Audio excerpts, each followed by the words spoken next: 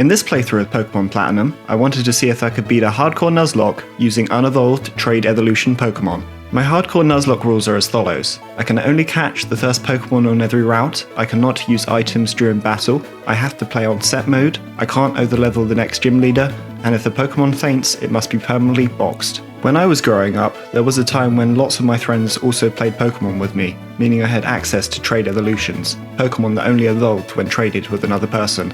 As I grew up though, they eventually all stopped playing, so I lost access to a lot of these Pokemon. Eventually I discovered there was a more reliable solution to this problem than having friends, because who needs friends when you can purchase a second DS? For this run, I wanted to recreate that period where I didn't have access to trade evolutions and only use unevolved trade evolution Pokemon. Before we start though, I would ask that you remember to like and subscribe if you enjoy this video. It really helps me out and lets me know you guys are enjoying. If you've got ideas for future runs, let me know. I'm always looking for new ideas. On with the video. So we start this run like any— Jesus, Saren, I took one step. Saren is clearly impatient to get this going, so first things first, we have to pick our starter. Obviously, we won't be using any of these Pokemon, but it will affect what Pokemon Saren has for the rest of the run. Because I know what encounters I get, there's probably an optimal choice here, but I decide it's more fun to pick randomly. I decide on Piplup, and my naming theme for this run is Mass Effect, as Mass Effect was a good replacement for not having friends when I was younger. I just have to think of the useless Mass Effect character that you have to drag around until you get more interesting squad mates.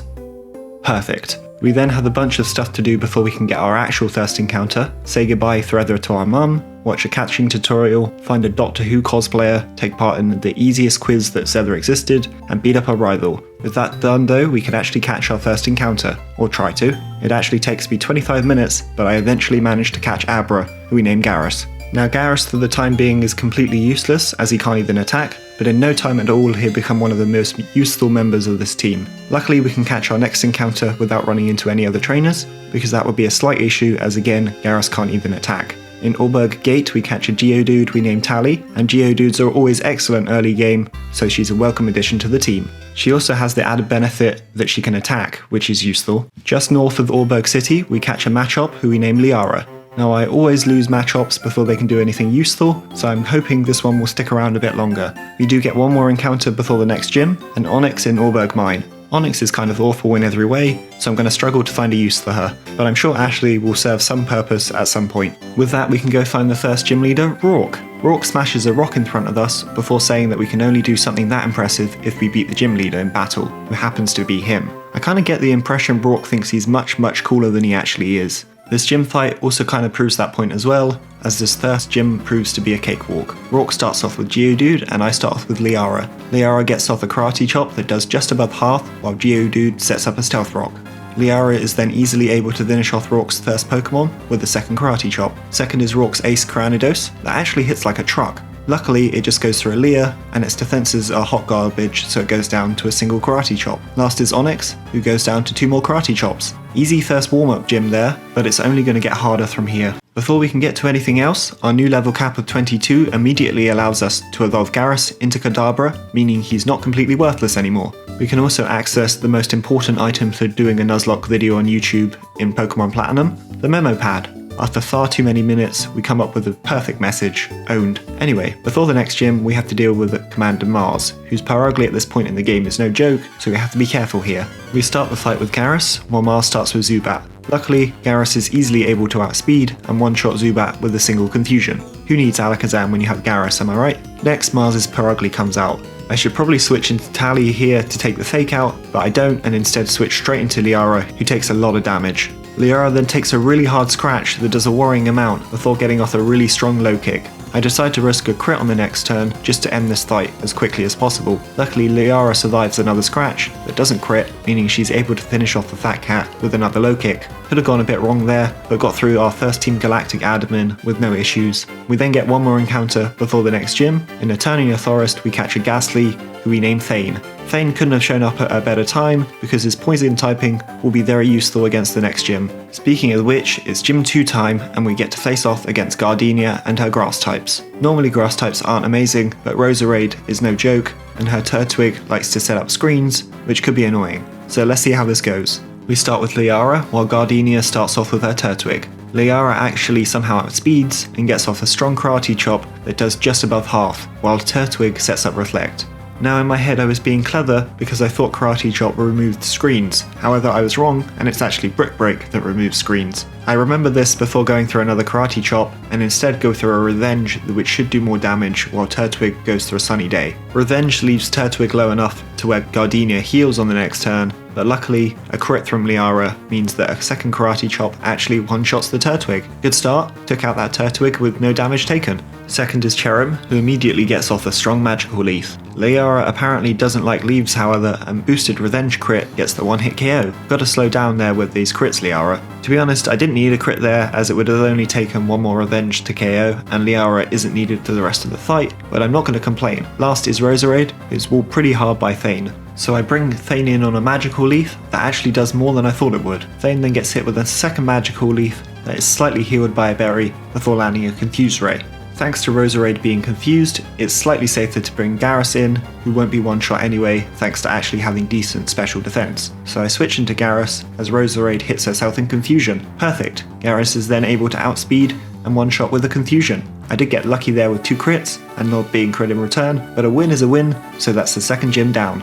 Now we don't have any more encounters before the next gym, but thanks to our new level cap, we can evolve Thane into Haunter and Tally into Graveler. With that, it's time for our second team galactic leader, Jupiter. Jupiter is possibly even more scary than Mars because her Stunk Tank likes to crit and hit insanely hard with Night Slash. Here's hoping for no crits. Like Mars before her, Jupiter starts off with the Zubat, with immediately taken down by a single confusion from Garrus. Now the Stinky Stunk comes out. I know Stunkfish will go for Night Slash here as it sees the KO on Garrus, so I switch into Liara, who tanks the hit fairly well. It's then completely random what move Jupiter will go for here, as she doesn't see the KO on Liara. This means I can bring Tally in without the guaranteed Night Slash hit. Tally then comes in on a Screech, which is slightly scary because this Stunk Tank already hits like a truck without my defenses being lowered. Stunk Tank then hits a really hard Night Slash that luckily doesn't crit, while Tally lands a pretty hard magnitude 6. On the next turn, Stunk Tank goes through a Poison Gas, which luckily misses, and then Tally lands a magnitude 7, which finishes off Jupiter's scary ace. That went pretty smoothly, all things considered. One last thing to do before we leave the Eternia City, and that's collect the Explorer Kit from a random old man. It's kind of funny that you can accept this and then just refuses a request without actually using it. Gotta love ruining an old man's dreams. With that, we can head south to Hearthome City. We head into the contest hall looking for the gym leader and make a shocking discovery. Our mother has left our house. Like, does this happen in any other Pokemon game? Should we call the police and let someone know she's escaped? It's concerning to say the least. Anyway, gotta stay on track here, and that means it's third gym time, and this one's gonna be tricky. Fantina's Miss Magius knows Magical Leaf, meaning she's got a super effective move for each of our Pokemon. I do have a plan, however, and it means Ashley finally gets some use. I start with Tally and Fantina starts with Duskull. Somehow, Tally outspeeds and lands a hard rock throw, while Duskull starts with a Future Sight. That's perfect. I've equipped Tally with a Rostberry, but I still need to avoid being burnt for as long as possible in this beginning fight. On the next turn, Tally lands another rock throw that brings Duskull into the red, and Duskull lands a Will-O-Wisp, which is immediately cured. Fantina then heals Duskull on the next turn, and Tally lands a third rock throw, while also taking a very weak Future Sight. Tally then brings Duskull back into the red with another rock throw. This could be going so wrong if Tally was missing a lot. Unfortunately though, Duskull does land a second Will-O-Wisp. Luckily, Tally continues her flawless record of never missing and lands one last rock throw to finish off the Duskull. Fantina then immediately sends out Miss Magius. That means it's time. I have to let Liara get in safely here, and that means someone has to make the ultimate sacrifice. If only I had a useless member of my team named after another fairly useless character that can also be sacrificed in her respective game. It's time for Ashley the Onyx to do what Onyxes do best, die so something more useful can come in. So I salute as Ashley comes in, sees the outside of the Pokeball for about 30 seconds before going down to a Magical Leaf. I'm then safe to bring in Liara, who should be able to survive at least one Psybeam and has been taught Thief. So I go through a Thief as Miss Magius outspeeds and lands a Confuse Ray. Luckily, Liara doesn't hurt herself in confusion and is able to get off a strong Thief that leaves Miss Magius just below half. Miss Magius then goes through a Psybeam that leaves Liara really low, but luckily it's slightly mitigated by a Citrus Berry. Unfortunately though, Liara does then hurt herself in confusion instead of getting off the second Thief. This is doubly annoying because had Thief landed there, Liara would have stolen Miss Magius' Citrus Berry. I then have to take a bit of the risk by switching into Garrus, who should be able to outspeed and finish finish off Miss Magius with the Psybeam. Only problem is Liara is low enough to where Miss Magius will probably go for any of its attacking moves to KO, and if Garrus is hit by a Shadow Ball, I will just lose this run. So there is a 1 in 3 chance I lose here, but luckily Miss Magius just goes the Magical Leaf, which Gyarados is easily able to shrug off. Garrus is then able to outspeed, and thanks to Liara's previous damage, take down Miss Magius with a single Psybeam. Took some teamwork there and some risks with crits, but that's the scary part of the fight done. Last is Haunter, but thanks to its poison typing, it goes down to a single Psybeam from Garrus. Third gym down, and all it took was sacrificing Ashley. When I gave her that name, I didn't realise how appropriate it would be. It's a decent walk between Hearthome and our 4th badge in Veilstone, but we do get a number of fairly good encounters on the way. Also, thanks to our new level cap, Liara is able to evolve into Machoke, and oh my, I can see why she was one of the most popular romance options. Before we can get out of Hearthome, however, Saren ambushes us, but luckily he doesn't prove to be an issue. Better luck next time. I mean, he does have some interesting advice on how to win battles, but yeah, and I mean technically he's not wrong, but sure, whatever. With Saren out the way, we can start getting some encounters. Firstly, we catch a Duskull in the Lost Tower. While I do already have a Ghost type, Duskull is much more defensive and has access to Will-O-Wisp, so Legion will be an excellent addition to the team. Next on Route 125, we catch a Scyther. Yes, that's right, another run where I use Scyther. I'm not picking these rule sets on purpose to have Scyther on every team, promise. I might have to change this channel to Scyther Spice if I'm not careful though. Not that I'm complaining too much. Scyther is a beast, and with tech, or not, oh well, even without Technician, Morden the Scyther will still be a very strong physical attacker. Once we make it to Veilstone, a man inside one of the houses will give us a Porygon. It's a shame we can't even get Porygon 2, as it would be fantastic. As it stands though, Miranda as base Porygon kind of sucks, so she'll be keeping the bench warm in the PC. Being a software Pokemon, I'm sure she'll probably enjoy that. Our last encounter is south of Veilstone on Route 214. At Rhyhorn, we name Grunt. Grunt will outclass Tally when he evolves, so he'll definitely be replacing her on the team when that time comes. But that's not for a while because he doesn't evolve until level 42, so for now we'll stick with Tally. With our team a bit more filled out, we're ready for the 4th gym. Now Maylene, the fighting type gym leader, shouldn't be too much of an issue, as we've got a fair few counters to our team, but her Lucario should never be underestimated. I start with Morden, while Maylene starts with Meditite. Even without Technician, Morden is able to outspeed and one-shot Meditite with a wing attack. Good start. Second is Machoke, and Morden is still such a monster, even without Technician, he's also able to KO Machoke with a single wing attack. Last is Lucario, so I immediately switch into Thane, who is immune to 3 of Lucario's Thor attacks. Of course, on the Switch, Lucario goes to the one move that can actually hurt Thane.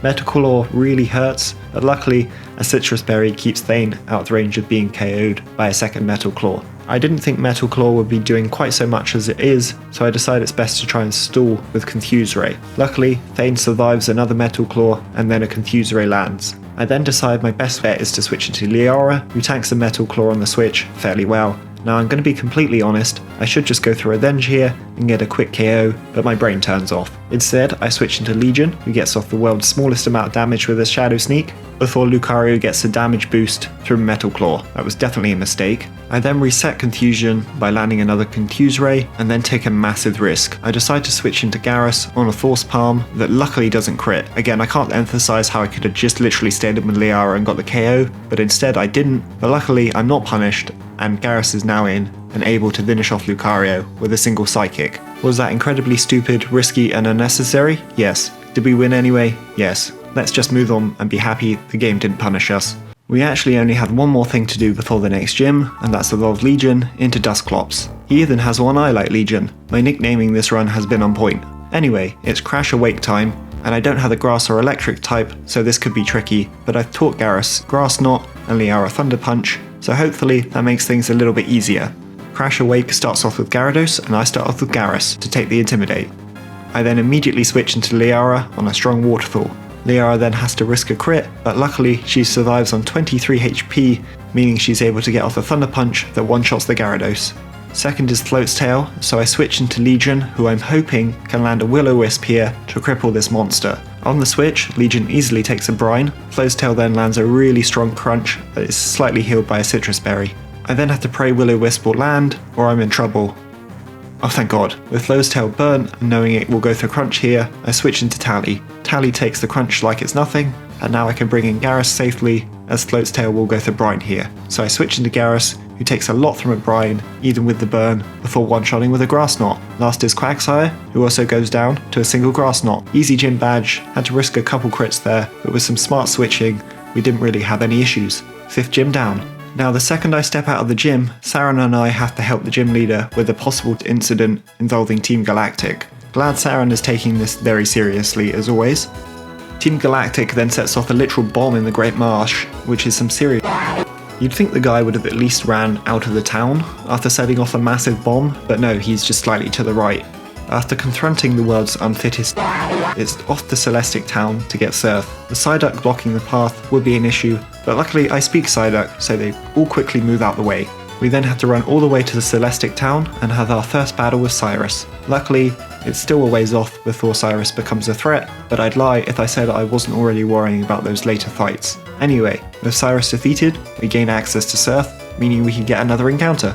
Backtracking slightly, we get to Surf to Fugo Ironworks and catch ourselves a Magmar who is invaluable as the only fire type we get on this run. Welcome to the team, Rex. Rex joined the team at a fairly good point because the next gym leader is the steel type leader, Byron. Byron is rarely a challenge, so I'm convinced my Unevolved team can make quick work of him. Byron starts off with Magneton, and I start off with Rex. Rex immediately starts by one-shotting the Magneton with a single flamethrower. Showing off in your first battle already, Rex? I expected nothing less. Second is Steelix, whose special defense is kind of awful, so a second flamethrower from Rex is enough for another KO. Third is Bastiodon, who is tanky enough to survive a couple flamethrowers, but I'm still not too scared of this thing. So I go for a flamethrower that does slightly less than half, while Bastiodon goes for an iron defense. I don't want to risk a Stone Edge here, so I switch into Tally, and Bastiodon just goes for a Taunt. Tally then gets off a really strong Earthquake that just misses the KO, and Bastiodon goes through a Metal Burst that actually does a huge amount of damage. Jesus Byron, you nearly actually KO'd one of my Pokemon. Good job.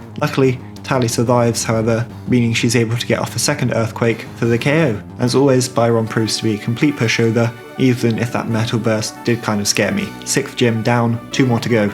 We've now got a load of Team Galactic stuff to deal with and a long trek to Snowpoint City. Luckily, it's a simple case of defeating Galactic admins Saturn and Mars before heading north. I really don't know who came up with the snow mechanic in this game, but they need to be shot because this is really unbearable.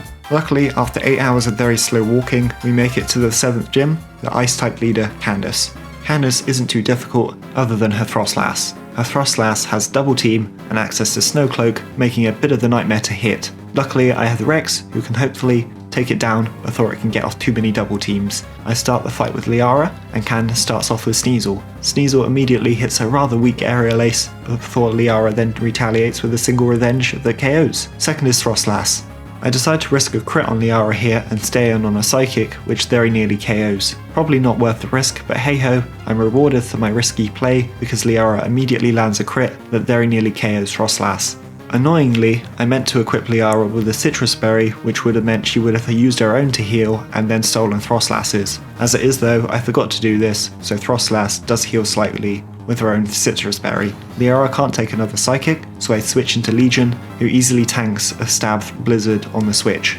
Legion then manages to just miss the KO with a Shadow Sneak, allowing Frostlass to get off a double team. I know Candace will then use a Thor Restore on the next turn, so I decide to get off as much damage as I can with another Shadow Sneak. So Candace uses a Thor Restore on the next turn, while Legion goes for another Shadow Sneak, which of course misses. Let's hope that doesn't start a trend. I decide I need to kill this Frostlass as quickly as possible before it can get any more double teams up. I decide my best bet is to switch into Rex. On the switch, Frostlass sets up yet another double team. This is getting worrying. Luckily, it's not hailing, meaning Snow Cloak isn't activated, and that's probably what allows Rex to land a flamethrower that takes down Frostlass. That was very lucky. Had Frostlass been able to get off either more double teams, I might have just kept missing till my entire team was wiped. With Candace's ace down, her last 2 Pokemon aren't an issue. Pillow Swine goes down to a single flamethrower, and then a Bomber Snow also goes down to a 4 times effective flamethrower. 7th gym done, 1 more to go. Before we can get to that though, we've got a lot of Team Galactic stuff to deal with. First of all, with our new level cap of 50, we can evolve Grunt into Rhydon. And in terms of stats, Rhydon is just straight up better than Graveler, so Tally would be taking an early retirement at this point. We then have to storm the Team Galactic hideout and have our second fight with Cyrus. While this fight is slightly more difficult than the first, it's still not really an issue, so we can head straight onto Spear Pillar, where Cyrus summons literal space gods which is slightly intimidating to say the least. We then watch Cyrus get whisked off to the Distortion World by literally Pokemon Satan, and being the main character, we have no choice but to follow. I've always liked the Distortion World as a zone in Pokemon. There's something so unique looking about it. Unfortunately though, on repeat playthroughs, you do tend to notice that it's extremely basic and takes forever, with nothing inside of it but a dull strength puzzle. Kind of a missed opportunity in my mind. Oh well, at least it looks cool. Once we very slowly make it through, it's time for our final battle with Cyrus, and this fight is no joke. I start off with Grunt in his debut battle, and Cyrus starts off with Houndoom. Grunt immediately has his Quick Claw activated, meaning he outspeeds Houndoom and KOs with a single Rock Slide. Good start for Grunt there. Second is Gyarados, and while I have a few Pokemon with electric moves, no one on my team can really take a few hits from this thing very well. I decide on Morden, who isn't super useful for the rest of this fight, and will bait an Ice Fang. Morden takes a very strong Waterfall on the switch, and I now know Gyarados will go through an Ice Fang, which is super effective. So I switch into Liara on an Ice Fang that doesn't do a lot. Liara then takes a huge amount from the Waterfall. Good job I switched through Morden, or Liara would have gone down there. Luckily, she survives and is able to get off the Thunder Punch that one-shots the Gyarados. Thank God that thing is gone. Third for Cyrus is Crobat. I decide, once again, Grunt is my best answer for handling this overgrown bat, so I switch in on a Cross Poison that does a huge 7 damage. Scary much. Annoyingly, it does get the poison however. On the next turn, Crobat gets off a really strong Air Slash, before somehow surviving a Rock Slide on what looks like literally 1 HP. Unbelievable. I know Crobat is tanky, but Jesus. Cyrus then heals as Grunt lands another Rock Slide that again misses the KO. I decide Grunt is low enough where I don't want to risk a crit here, so I switch into Legion, who tanks an Air Slash on the switch. A single Shadow Sneak is then enough to take down Crobat. Next is Haunch Crow, who I want to cripple with a burn before switching out. Legion is tanky enough to take a Night Slash here, but unfortunately I risked one crit too many and Legion goes down. Rest in peace Legion. I don't know where ghosts go when they die, but hopefully, wherever it is, you're still up there, landing Will-O-Wisps. Losing Legion is very unfortunate. A tanky ghost type with Will-O-Wisp and the elemental punches is extremely versatile, and losing him is a huge loss for the team. I have to carry on though, so I decide to send in Grunt, who even on low HP can take any physical moves this Haunch Crow has. Unfortunately, I completely forgot Haunch Crow has Psychic. Psychic does a huge amount to poor Grunt, who survives, just barely. Grunt is then able to hit back hard with a Rock Slide and KO the Haunch Crow before going down to poison. Rest in peace Grunt, you never got a chance to truly shine. Losing Grunt is very annoying, as having a strong physical wall would have been great for the Elite Four, and to make matters worse, I used my only Rock Slide TM, so now I'm stuck with Rock Throw on Tally. Not good.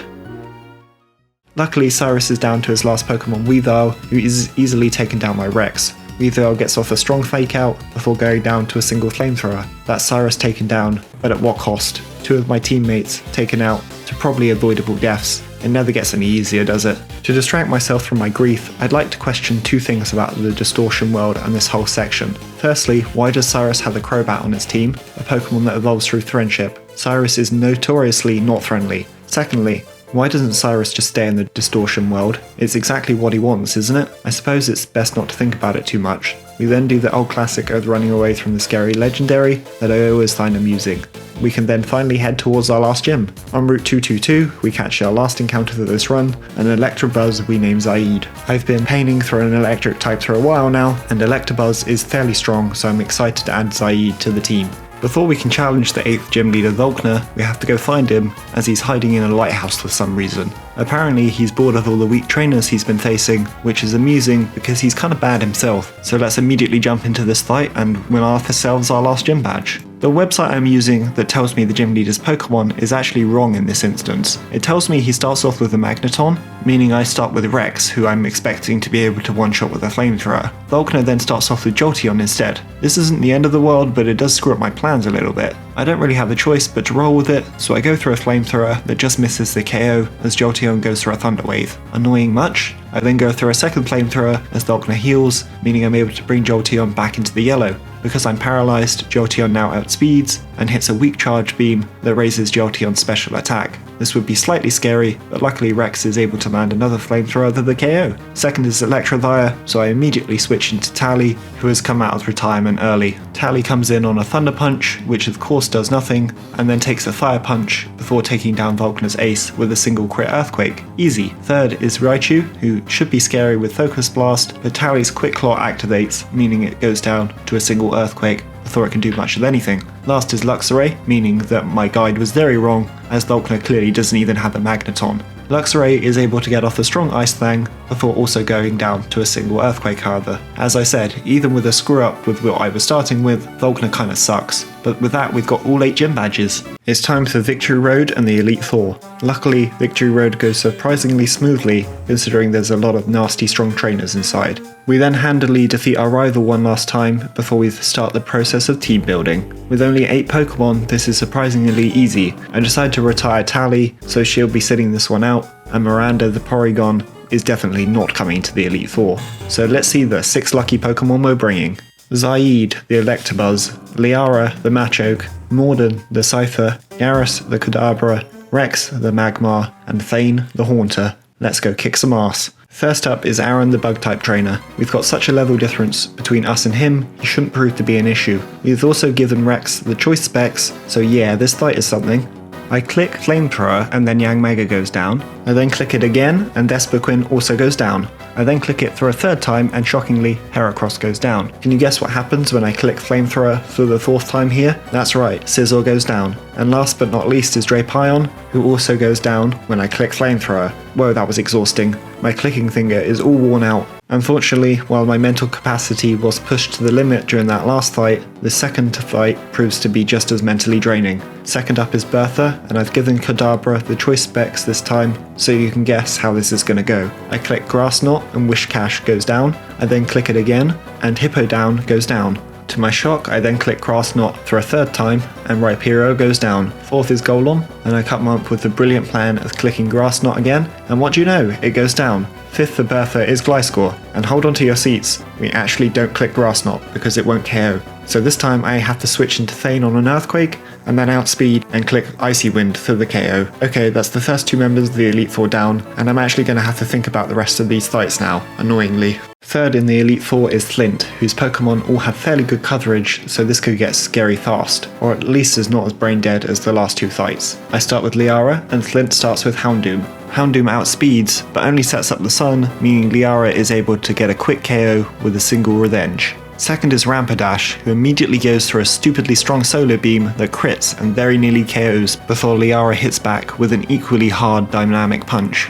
I know that Flint will use a Thorostor on the next turn, so I'm safe to bring Rampadash back into the red after Flint heals. I'm also pretty sure Flare Blitz will KO Liara here, so I decide to play it safe and switch into Rex, who is immune. I get lucky on the switch however, and Rampadash only hurts himself in confusion anyway. Rex then gets off a Flamethrower for the KO on the stupid horse, then Flynn sends out his Infernape. And I can't stress enough how scary this thing is with its crazy moveset through an AI's Pokemon. As scary as this monkey is however, I have it trapped. I know it will go for Earthquake here, as it sees the KO on Rex, meaning I am completely safe to switch into Morden, who is immune, and then outspeed and KO with a single Aerial Ace. Thank God for Morden, again totally changing this channel to Cypher Spice. Sorry Psyduck. Third for Flint is Flareon, so I switch back into Rex on an Overheat, which of course misses anyway. Gotta love all these fire moves missing against my Pokemon that is immune to fire attacks. I then decide my best bet for getting rid of this Flareon quickly is Choice Specs Hyper Beam, which just misses the KO.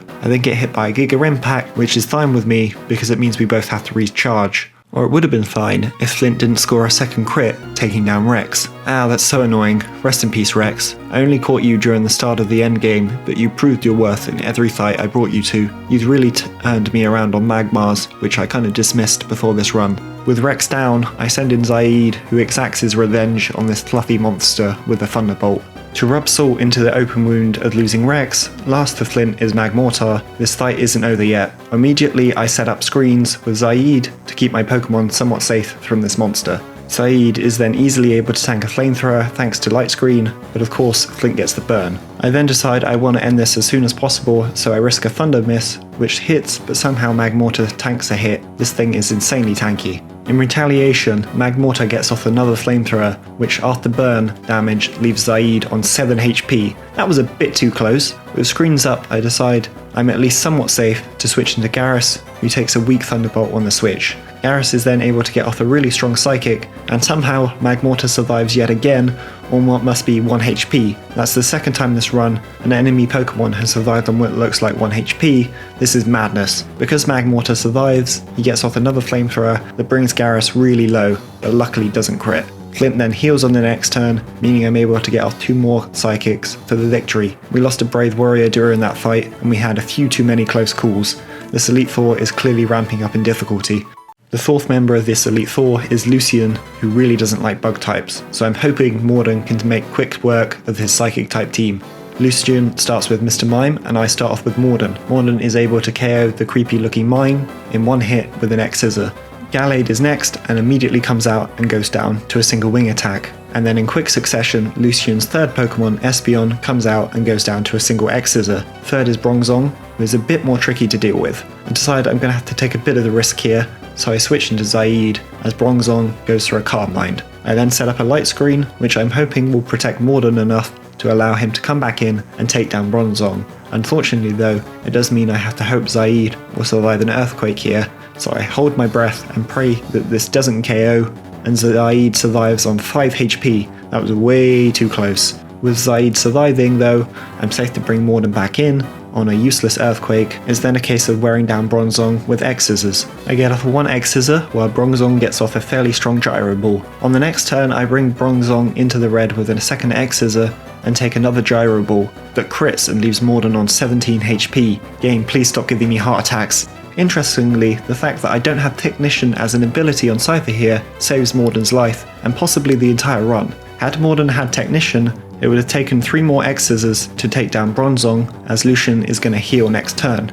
This means Morden wouldn't have been able to KO Bronzong before being KO'd, as he'd only be able to get off 2 attacks instead of the needed 3 before being KO'd. However, because Morden has Swarm, which increases his bug type moves when he's on low HP, he's actually able to take down Bronzong in 2 hits instead of 3, saving this run. Thank God for Swarm. Lucian's final Pokemon is Alakazam, who Morden is quickly able to dispatch with a single X-Scissor. That was way too close, but we made it through the Elite Four with only 1 casualty. That should leave us in a pretty good spot to take down Cynthia, but with such a limited selection of Pokemon to build a team around, this could get ugly. Final fight of the run, let's see if our band of friendless unevolved Pokemon have what it takes to take down Cynthia. First up for Cynthia is Spiritomb, while I start off with Zaid.